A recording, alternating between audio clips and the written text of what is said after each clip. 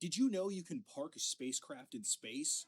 I've got two words for you: LaGrange points. But what the heck does that mean? Hi, I'm Jacob, your co host for Orbital Edge News, and this is your Space Pod for December 1st, 2025.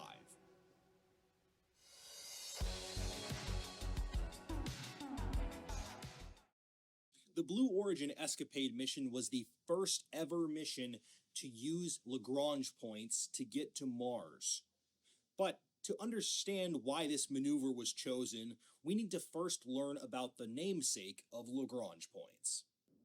Living in the late 1700s and early 1800s, Joseph Louis Lagrange was a French physicist, mathematician, politician, and astronomer who is best known for expanding the field of calculus. Building off of Sir Isaac Newton's theory of gravity, Monsieur Lagrange plotted positions around the Earth that we now call LaGrange points, even though the first three were discovered by Lagrange's mentor, Leonard Euler. To better understand Lagrange points, I have two balls. Imagine this one is the Sun and this one is the Earth.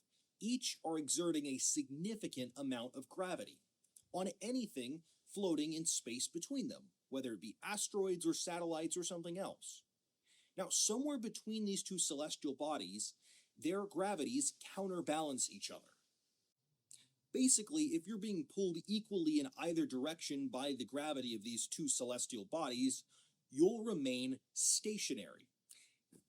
It's kind of like a game of tug of war.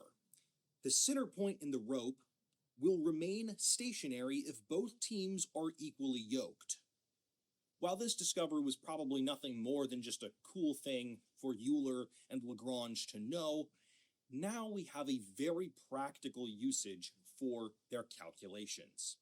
Effectively, it's an interplanetary parking lot. Satellites and spacecraft can sit in these trajectories basically infinitely without exerting any fuel. It's kind of like the gravity is doing the propulsion for the spacecraft. Between the Earth, the Moon, and the Sun, we have 5 Lagrange points that we can use. But this theory doesn't just work around the Earth. It works pretty much anywhere there's 2 or more celestial bodies with counteracting gravitational pulls.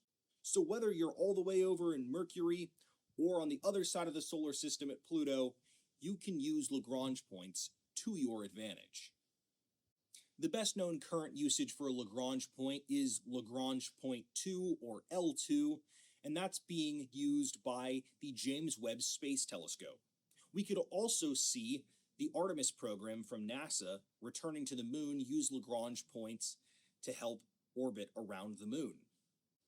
And as we just saw with the Blue Origin mission, you can use Lagrange points to get to Mars. If you want to hear more about that story, we have a full-length show that we included that story in, link in the description. But how do you think Lagrange points will be used in the future? Let us know in the comments section below. And while you're down there, consider subscribing to our channel and turning on notifications so you know when we post our next full-length show. I've been Jacob, your co-host of Orbital Edge News, and I'll catch you out on the launch pad.